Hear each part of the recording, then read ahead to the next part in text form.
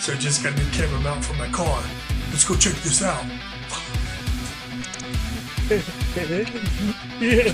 Yeah.